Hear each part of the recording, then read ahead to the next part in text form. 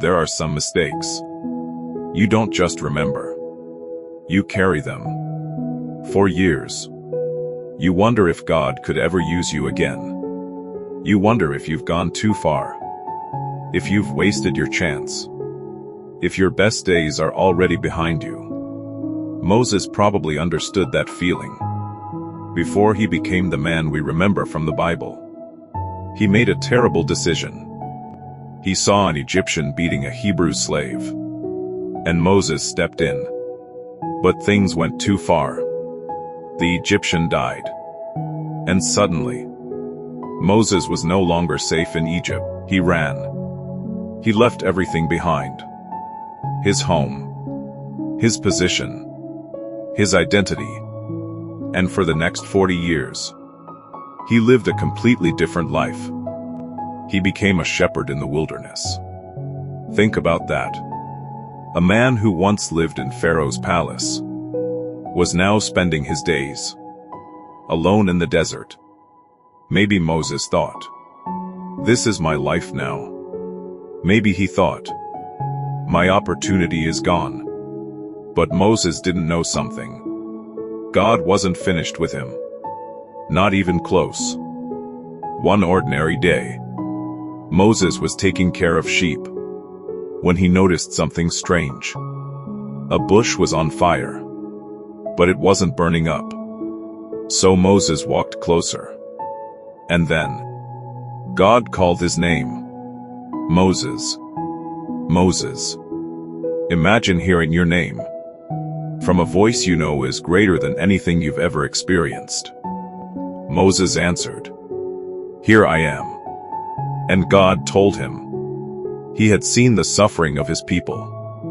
He had heard their cries.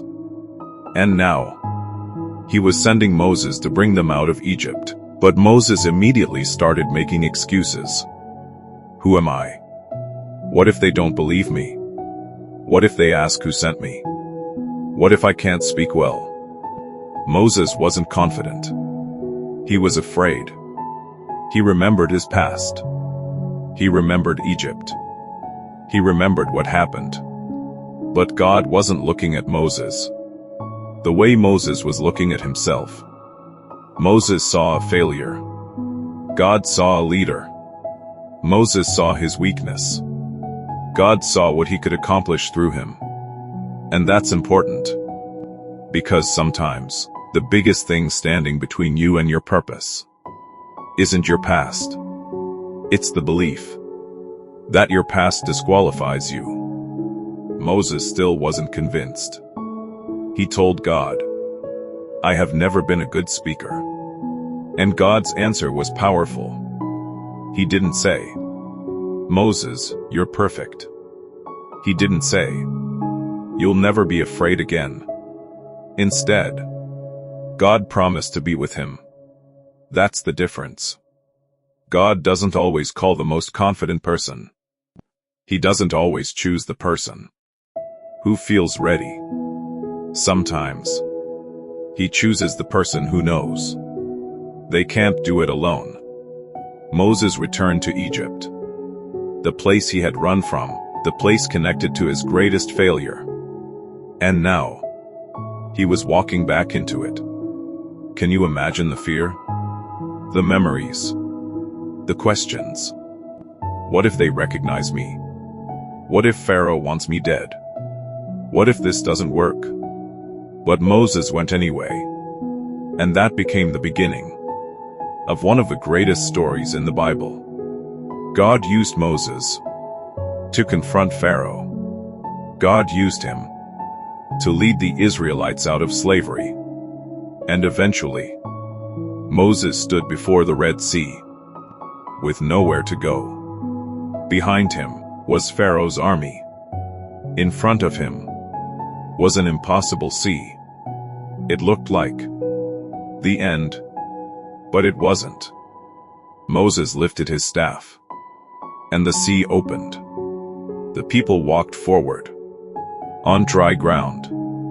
Think about the irony. The man who once ran away was now leading an entire nation forward. The man who thought his life was finished became part of a story that would be remembered for thousands of years. And maybe that's the message you need today. You are not your worst mistake. You are not the rejection you experienced. You are not the season where everything went wrong. And you're not too old, too broken, or too far gone for God to use your life. Maybe you've been sitting in your own wilderness, waiting, wondering why nothing is changing. But wilderness seasons don't always mean you've been forgotten. Sometimes they are where God prepares you for what comes next. Moses spent 40 years thinking his story was over, but God was preparing him for the chapter that mattered most. So don't give up on yourself just because you're not where you thought you'd be. Don't assume that because your past was painful, your future has to be. And don't let one chapter convince you that the book is finished. If you believe God can still use your story, comment, "My story is not over," and send this video to someone who feels like they've wasted their chance, because they may need to hear this today. God doesn't need your past to be perfect. He only needs you to take the next step. Your past may explain where you've been, but it does not decide where you're going.